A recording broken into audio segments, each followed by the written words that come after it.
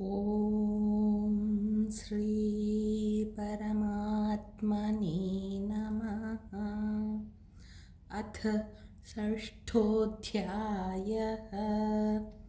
आत्मसंयमयोगः। श्रीभगवानुवाच अनाश्रितः कर्मफलं कार्यं कर्म करोति यः स सन्न्यासी च योगी च न निरग्निर्न चाक्रियः। यं सन्न्यासमिति प्राहुः योगन्तं विद्धि पाण्डव। न ह्यसन्न्यस्तसङ्कल्पः योगी भवति कश्चन। आरुरुक्षोर्मुनेर्योगं कर्म कारणमुच्यते। योगारूढस्य तस्यैव शमः कारणमुच्यते। यदा हिनेन्द्रियार्थेषु न कर्मस्वनुसज्जते सर्वसङ्कल्पसन्न्यासी योगारूढस्तदोच्यते। उद्धरेदात्मनात्मानं नात्मानमवसादयेत्। आत्मैव ह्यात्मनो बन्धुः आत्मैव रिपुरात्मनः। बन्धुरात्मात्मनस्तस्य येनात्मैवात्मना जितः। अनात्मनस्तु शत्रुत्वे वर्तेतात्मैव शत्रुवत्। जितात्मनः प्रशान्तस्य परमात्मा समाहितः। शीतोष्णसुखदुःखेषु तथा मानापमानयोः। ज्ञानविज्ञानतृप्तात्मा कूटस्थो विजितेन्द्रियः। युक्त इत्युच्यते योगी समलोष्टाश्मकाङ्क्षणः। सृहुन्मित्रार्युदासीनमध्यस्थद्वेषबन्धुषु साधुष्वपि च पापेषु समबुद्धिर्विशिष्यते। योगी युञ्जीत सततम् आत्मानं रहसि स्थितः। एकाकी यतचित्तात्मा निराशीरपरिग्रहः। शुचौ देशे प्रतिष्ठाप्य स्थिरमासनमात्मनः। नात्युच्छ्रितं नातिनीचं शैलाजिनकुशोत्तरम्। तत्रैकाग्रं मनः कृत्वा यतचित्तेन्द्रियक्रियः। उपविश्यासने युञ्ज्यात् योगमात्मविशुद्धये। समं कायशिरो ग्रीवं धारयन्नचलं स्थिरः। सम्प्रेक्ष्य नासिकाग्रं स्वं दिशश्चानवलोकयन्। प्रशान्तात्मा विगतभिः ब्रह्मचारिव्रते स्थितः। मनः संयम्यमच्चित्तः युक्त आसीत मत्परः। युञ्जन्नेवं सदात्मानं योगी नियतमानसः। शान्तिं निर्वाणपरमां मत्संस्थामधिगच्छति। नात्यश्नतस्तु योगोऽस्ति न चैकान्तमनश्नतः न चाति स्वप्नशीलस्य जाग्रतो नैव चार्जुन युक्ताहारविहारस्य युक्तचेष्टस्य कर्मसु युक्तस्वप्नावबोधस्य योगो भवति दुःखः यदा विनियतं चित्तम् आत्मन्येवावतिष्ठते निःस्पृहः सर्वकामेभ्यः युक्त इत्युच्यते तदा यथा दीपो निवातस्थः नेङ्गते सोपमाश्नुत योगिनो यतचित्तस्य युञ्जतो योगमात्मनः यत्रो परमते चित्तं निरुद्धं योगसेवया यत्र चैवात्मनात्मानं पश्यन्नात्मनि तुष्यति सुखमात्यन्तिकं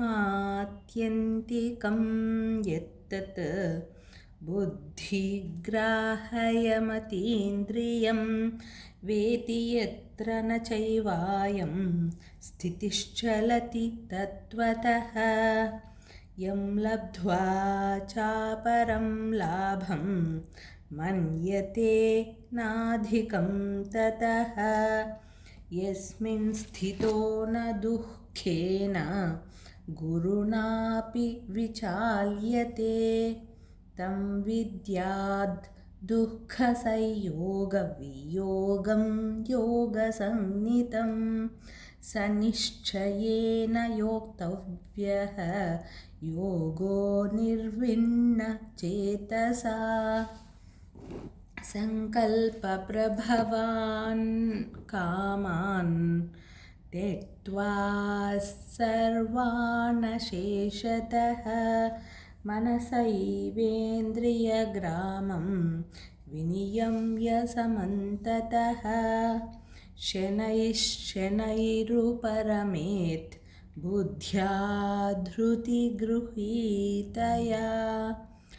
आत्मसमस्थं मनः कृत्वा न किञ्चिदपि चिन्तयेत् यतो यतो निश्चरति मनश्चञ्चलमस्थिरं ततस्ततो नियम्यैतत् आत्मन्येव वशं नयेत् प्रशान्तमनसं ह्येनं योगिनं सुखमुत्तमम् उपैति शान्तरजसं ब्रह्मभूतमकल्मषं युञ्जन्नेवं सदात्मानं योगी विगतकल्मषः सुखेन ब्रह्मसंस्पर्शम् अत्यन्तं सुखमश्नुते सर्वभूतस्थमात्मानं सर्वभूतानि चात्मनि ईक्षते योगयुक्तात्मा सर्वत्र समदर्शनः यो मां पश्यति सर्वत्र सर्वं च मयि पश्यति तस्याहं न प्रणश्यामि स च मे न प्रणश्यति सर्वभूतस्थितं यो मां भजत्येकत्वमास्थितः सर्वथा वर्तमानोऽपि स योगी मयि वर्तते आत्मौपं येन सर्वत्र समं पश्यति योऽर्जुन सुखं वा यदि वा दुःखं स योगी परमो मतः अर्जुन उवाच योऽयं योगस्त्वया प्रोक्तः साम्येन मधुसूदन एतस्याहं न पश्यामि चञ्चलत्वात् स्थितिं स्थिरां चञ्चलं हि मनः कृष्ण प्रमाथि बलवदृढं तस्याहं निग्रहं मन्ये वायोरिव सुदुष्करम् श्रीभगवानुवाच असंशयं महाबाहो मनो दुर्निग्रहं चलम् अभ्यासेन तु कौन्तेय वैराग्येन च गृह्यते असंयतात्मना योगः दुष्प्राप इति मे मतिः वश्यात्मना तु यतता शक्यो वाप्तुमुपायतः अर्जुन उवाच अयति श्रद्धयोपेतः योगाच्चलितमानसः अप्राप्य योगसंसिद्धिं कां गतिं कृष्ण गच्छति कच्छिन्नो भयविभ्रष्टः छिन्नाभ्रमिव नश्यति अप्रतिष्ठो महाबाहो विमूढो ब्रह्मणः पथि एतन्मे संशयं कृष्ण छेतुमर्हस्य शेषतः त्वदन्यः संशयस्यास्य चेत्था न ह्युपपद्यते श्रीभगवानुवाच पार्थ नैवेह नामुत्र विनाशस्तस्य विद्यते न हि कल्याणकृत् कश्चित् दुर्गतिं तात गच्छति प्राप्य पुण्यकृतां लोकान् उषित्वा शाश्वतिः समाः शुचीनां श्रीमतां गेहे योगभ्रष्टोऽभिजायते अथवा योगिनामेव कुले भवति धीमताम् एतद्धि दुर्लभतरं लोके जन्म यदीदृशम् तत्र तं बुद्धिसंयोगं लभते पौरवदेहिकं यतते च ततो भूयः समसिद्धौ कुरु नन्दन पूर्वाभ्यासेन तेनैव ह्रियते ह्यवशोऽपि सः जिज्ञासुरपि योगस्य शब्दब्रह्माति वर्तते प्रयत्नाद् यतमानस्तु योगी संशुद्धकिल्बिषः अनेकजन्मसंसिद्धः ततो याति परां गतिं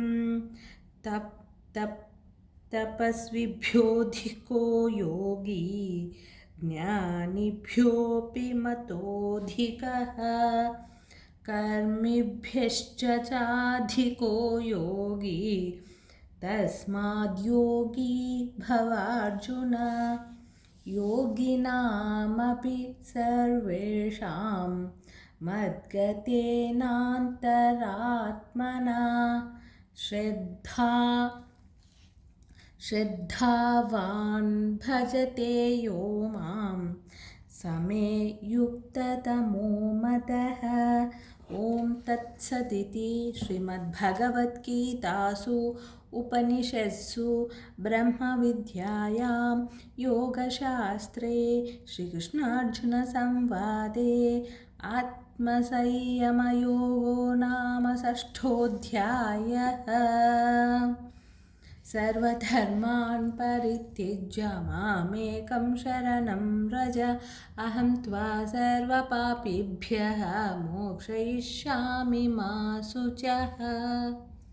हरे कृष्ण।